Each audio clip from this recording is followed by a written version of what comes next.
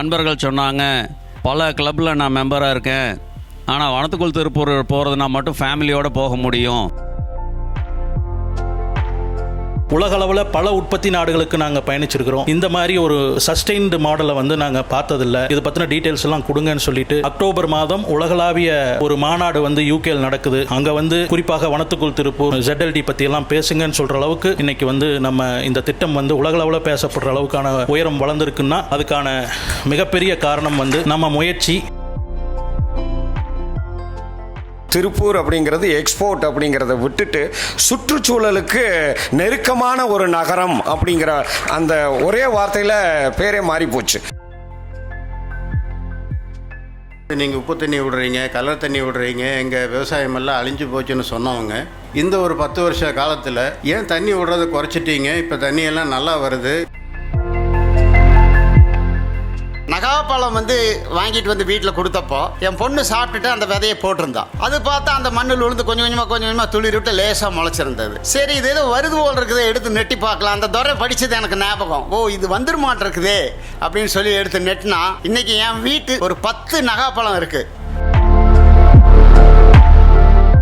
Sir, நமக்கு ஒரு 10 acre காடு இருக்குங்க, நடுவில் ஃபேக்ட்ரி இருக்குங்க, சுற்றிலும் மரம் வச்சிடலாங்களா? எத்தனை மரம் நல்லாங்க? அந்த மரம் நடுறதை பற்றி எனக்கு ஒரு நாளைக்கு ஒரு 10 ஃபோனாவது திருப்பூரை சார்ந்து வரும். 50 கோடி ஆண்டுகளுக்கு முன்பு தான் முத செடி கொடி மரங்கள்லாம் உருவாச்சு. அதே போல் 20 கோடி ஆண்டுகளுக்கு முன்பு தான் விலங்குகள்லாம் உருவாச்சு இந்த பூமியில். ஆனால் மனிதன் எப்போ தோன்றுறான் தெரியுமா உங்களுக்கு? 450 கோடி ஆண்டுகளுக்கு முன்பு தோன்றின இந்த பூமியில் 2.5 கோடி ஆண்டுகளுக்கு முன்பு தான் மனிதன் தோன்றுறான். இப்போ கடைசியாக தோன்றுறது யாருன்னா மனிதன் தான். ஆனால் என்ன பிரச்சனைனா, மனுஷன்கிட்ட இருக்க இந்த 6வது அறிவும் அவன்கிட்ட ஏற்கனவே இருக்க அந்த பேராசைங்கிற ஒரு குணத்தாலையும் தனக்கு முன்னாடி தோன்றின எல்லாத்தையும் அழிக்கிறதுங்கிறதே ஒரு குறிக்கோளாக வச்சு செஞ்சான். அடுத்ததாக நிகழ்வின் முக்கியமான கட்டத்துக்கு வந்தோம். இன்றைய விழாவின் சிறப்பு விருந்தினர், தலைமை விருந்தினர், மரியாதைக்குரிய முனைவர் தமிழ்வேந்தன் அவர்கள் பேச அழைக்கிறேன். மரியாதைக்குரிய கோபால் சார் அவர்களே, மரியாதைக்குரிய சிவராம் சார் அவர்களே, இந்த நிலத்தின் உரிமையாளர் ராஜேந்திரன் சார் அவர்களே, எங்கள் வனக்கல்லூரியின் முதல்வர் முனைவர் பாலசுப்ரமணியம் அவர்களே, துணை இயக்குனர் திரு சொல்லியப்பன் சார் அவர்களே, அன்பு நண்பர் பூச்சி செல்வம் அவர்களே,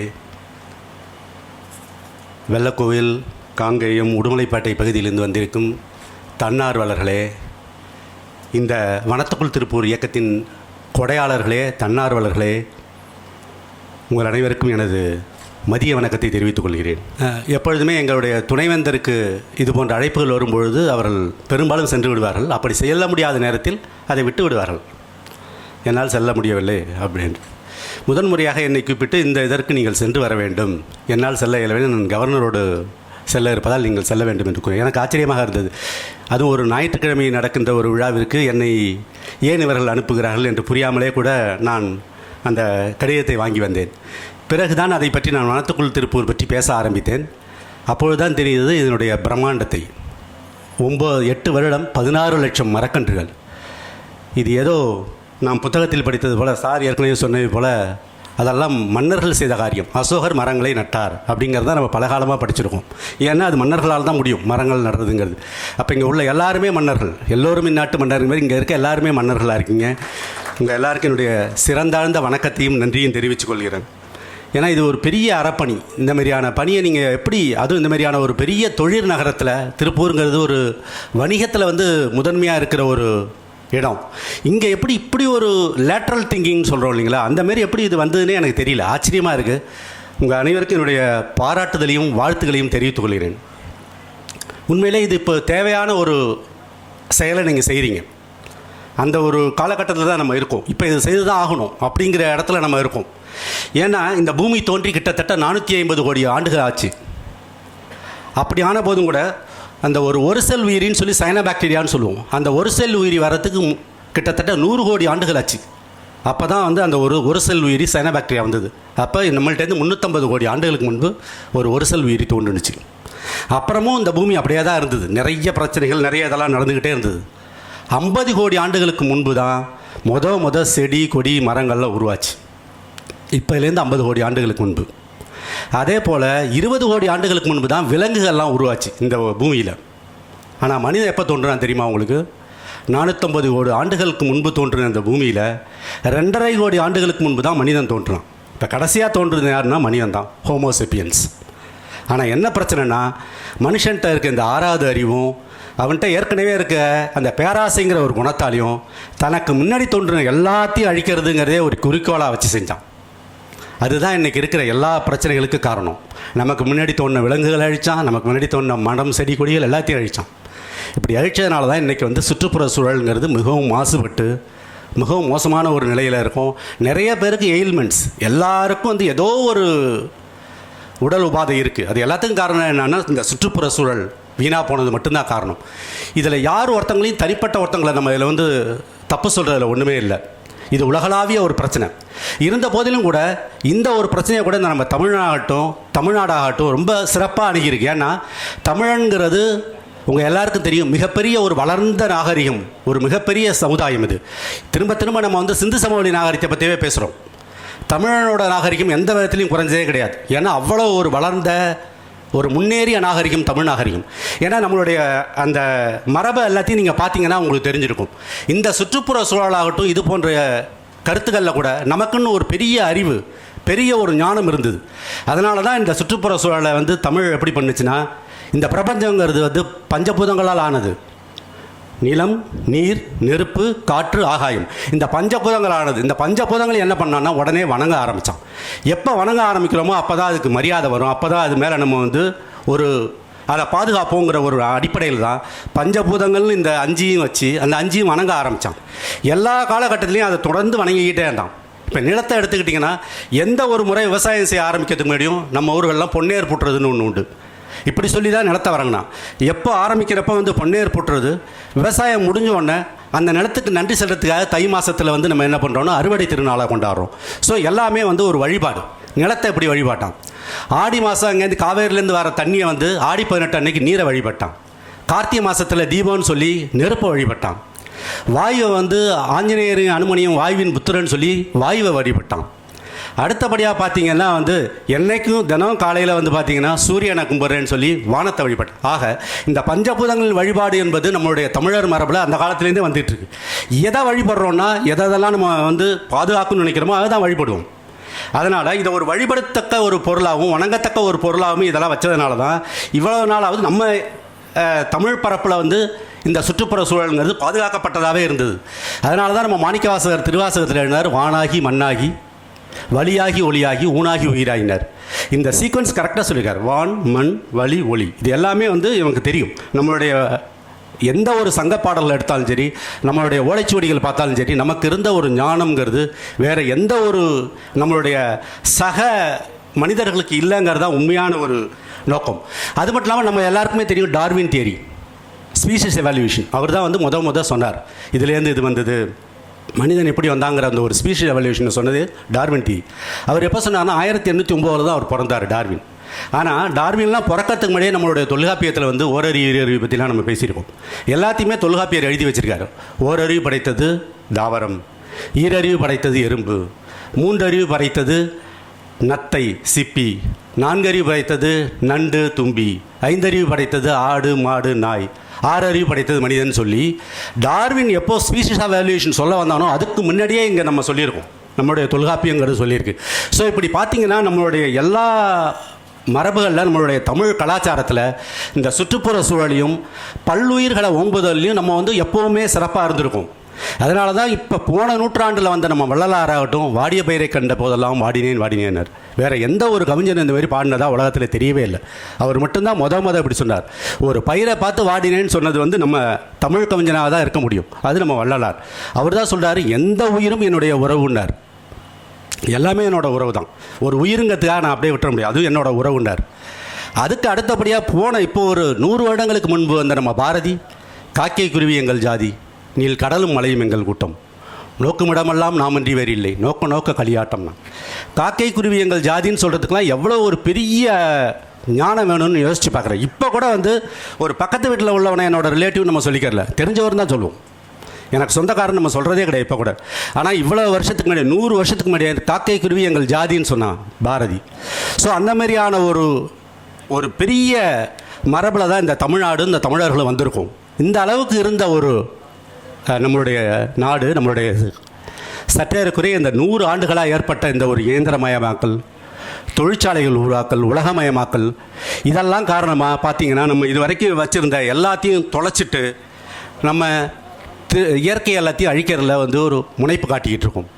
ஏற்கனவே வச்சுருந்த மரங்களை எல்லாத்தையும் அழிச்சிட்டு தொழிற்சாலையை வைக்கிறோம். தொழிற்சாலையிலேருந்து வர அந்த கார்பன் டை ஆக்சைடு யார் இழுக்கிறது? மரம் இருந்தால் தான் இழுக்க முடியும். அப்படி இல்லாத பட்சத்தில் என்ன ஆகுது? கார்பன் டை ஆக்சைடு நம்ம சுவாசிக்க வேண்டியிருக்கு. நம்ம சுவாசிக்கிறனால நமக்கு வந்து எல்லா பிரச்சனையும் வருது. புற்றுநோய் இப்போ பாருங்கள், சாதாரண சின்ன குழந்தைகளுக்கு கூட வந்து புற்றுநோய் வருது. அதுக்கு எல்லாத்துக்கும் காரணம் ஊர் ஃபுல்லாக பரவி இருக்கிற இந்த கார்பன் டை ஆக்சைடு தான். இது எல்லாமே வந்து ஒரு ஈக்குலிபிரியம்னு எப்பவும் இருக்கணும். எல்லாத்துலையும் ஒரு சமச்சீர்னு இருக்கணும். இப்போ எதுக்காக நம்ம ஏற்கனவே சொன்ன மாதிரி அந்த பஞ்சபூதங்களுக்குள்ள ஒரு சமநிலை நிலவணும். அதில் எப்போ ஒரு சின்ன ஒரு அபரேஷன் வர்றப்பையும் அது வந்து ஒரு சுனாமி ஆகலாம், ஒரு நிலநடுக்கம் ஆகலாம், இல்லை பனிமலை உருகிறதா இருக்கலாம், என்ன வேணாலும் இருக்கலாம். இப்போ எல்லாரும் நம்ம பேசுகிற அந்த குளோபல் வார்மிங், இது எல்லாத்துக்குமே காரணம் என்னன்னா அபரேஷன்ஸ்.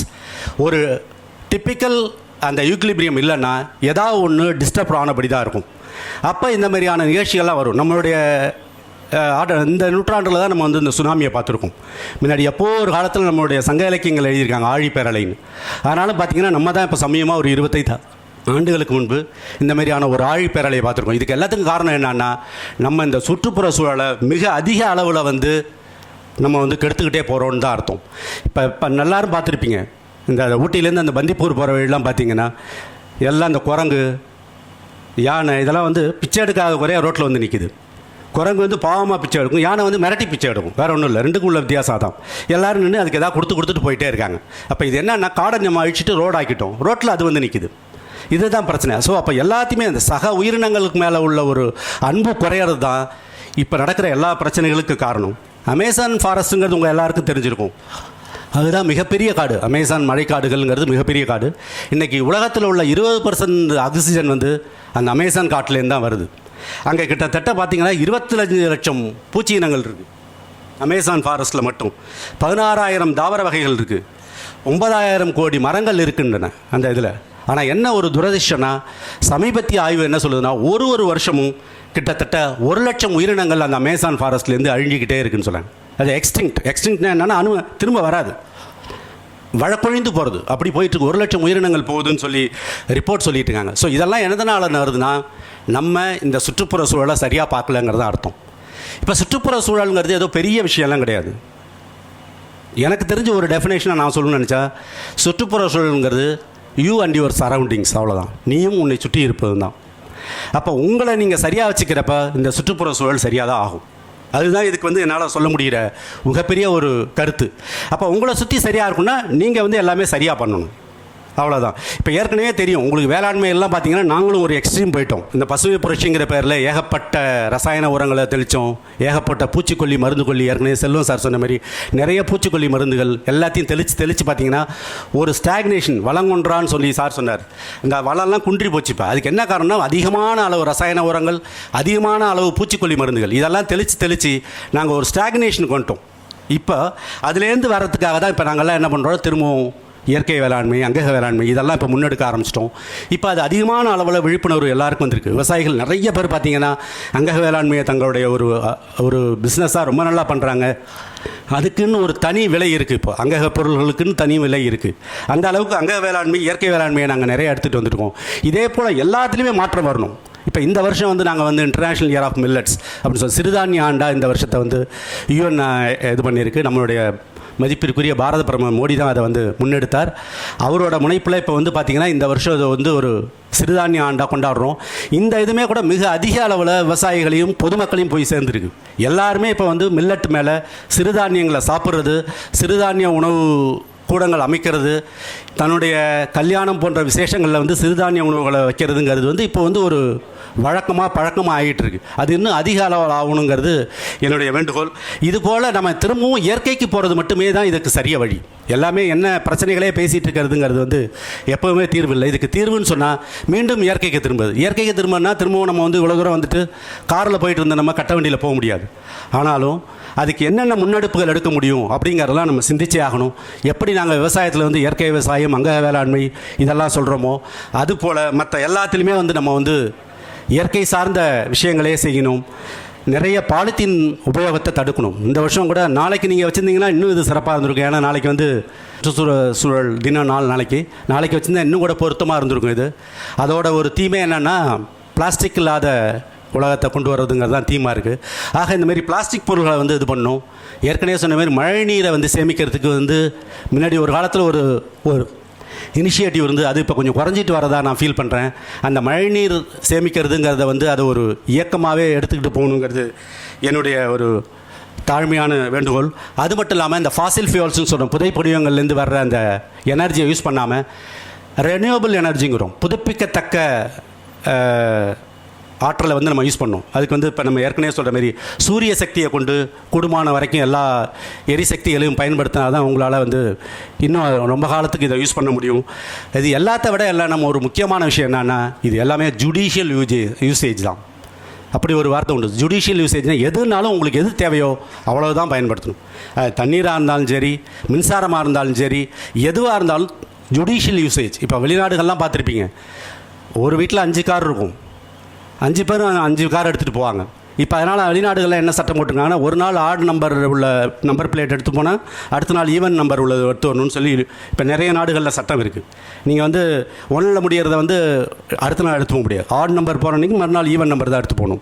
ஸோ அந்த மாதிரிலாம் சிஸ்டம் கொண்டு வந்திருக்காங்க. இது இப்போ இந்தியாவுக்கும் வரும்னு நான் நம்புகிறேன். ஆக இந்த ஜுடிஷியல் யூசேஜுங்கிறது மட்டும்தான் ஒரு பெரிய தீர்வாக இருக்க முடியும். ஒரு தனி மனிதனுடைய ஒழுக்கமும் தனி மனிதனுடைய கட்டுப்பாடும் தனி மனிதனுக்கு இருக்கின்ற தார்மீக பொறுப்புமே தான் இந்த சுற்றுப்புற சூழலை இது போன்ற முன்னெடுப்புகளை கொண்டு போக முடியும். மற்றபடி நீங்கள் சட்டங்களாவோ அல்லது வேறு அவங்க எச்சரிக்கை மூலமாகவோ நம்ம எதையும் சரி செய்ய முடியாது. ஒவ்வொருத்தரும் இருக்கிற ஒரு கடமையை, உரிமையை உணர்ந்து செயல்படணும். ஏன்னா எப்படி நம்மளுடைய சந்ததிகள்கிட்டேருந்து நமக்கு எல்லாமே வந்தது வந்து நம்ம உரிமையை நினைக்கிறோமோ அதே போல் நம்மளுடைய சந்ததிக்கு நம்ம திருப்பி கொடுக்க வேண்டியது நம்மளுடைய கடமை. அது எப்படி உரிமையோ அது போல் கொடுக்க வேண்டியது நம்மளுடைய கடமை. அதை நாம் எல்லாம் உணர்ந்து செயல்பட வேண்டும் என்று கேட்டுக்கொள்கிறேன். நான் எப்போதெல்லாம் இது போன்ற ஊர்களுக்கு பயணிக்கும் போதெல்லாம் பார்த்தீங்கன்னா எல்லாரும் ஒரு போர்டில் எழுதி வச்சுருப்பாங்க, நல்ல ஒரு இரும்பு போர்டில் நல்லா எழுதி மரம் வளர்ப்போம் மழை பெறுவோம். நான் அப்போல்லாம் கூட நினைக்கிறது உண்டு. அந்த போர்டு செய்கிறதுக்கே கிட்டத்தட்ட 1000 ரூபா ஆகும். அந்த 1000 ரூபாய்க்கு ஒரு போர்டு வைக்கிறதுக்கு அவர் 50 மரக்கன்று வாங்கி அவர் நட்டுருந்துருக்கலாம். இப்படி தான் நம்மளுடைய இது இருக்குது. ஸோ அந்த மாதிரிலாம் இல்லாமல் இதை ஒரு செயலாகவே இவங்க செய்கிறாங்க. எல்லோரும் வந்து வெறுமனே மரம் வளர்ப்போம் மழை பெறுவோம் அப்படின்னு ஒரு வார்த்தை சொல்லிட்டு நடந்து போயிட்டே இருப்பாங்க.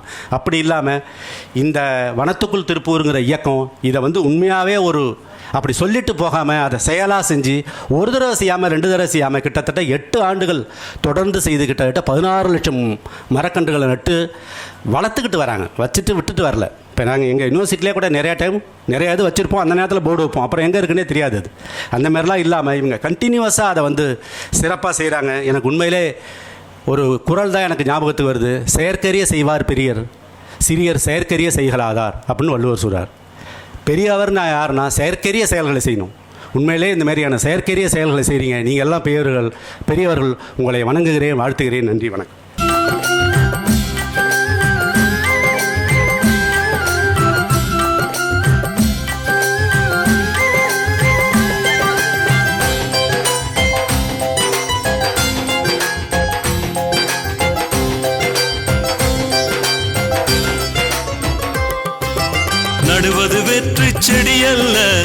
இதுவே எங்கள் எதிர்காலம். நடுவது வெற்றி செடி அல்ல, இதுவே எங்கள் எதிர்